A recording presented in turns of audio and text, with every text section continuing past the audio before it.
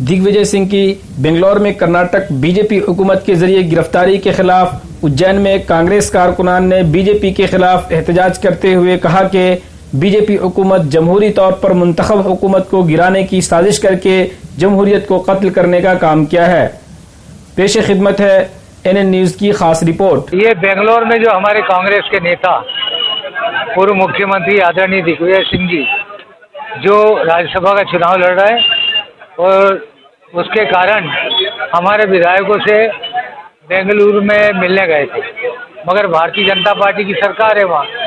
और भारतीय जनता पार्टी के मध्य प्रदेश के नेताओं के इशारे पर वहाँ के प्रशासन ने उनको मिलने नहीं दिया और वो धरने पे बैठे, उनने गिरफ्तारी दी। तो उनके गिरफ्तारी के विरोध में हमने यहाँ पर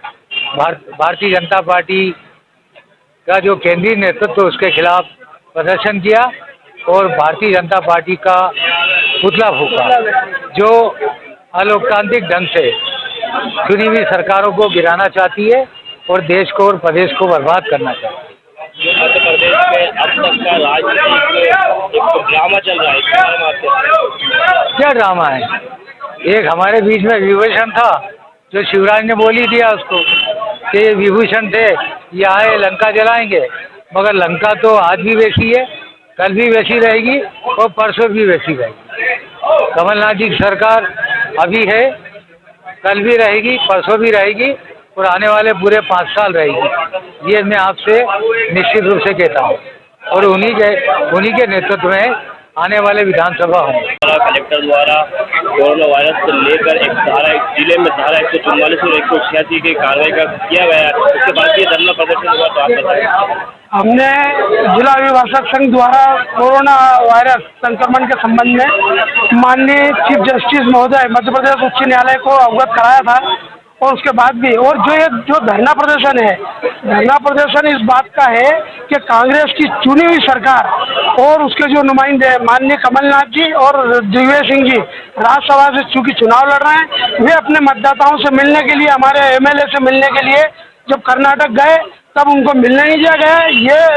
कौन सी अलोकतांत्रिक बात है और इसके अंदर ये गलत संदेश जा रहा है कि मध्य प्रदेश की सरकार जो चुनी हुई सरकार है उसको अस्थिर करने का प्रयास किए जा रहे हैं और माननीय मोदी जी द्वारा जिस प्रकार से यहाँ पर हमारे नेताओं को प्रताड़ित किया जा रहा है और सरकार को अस्थिर करके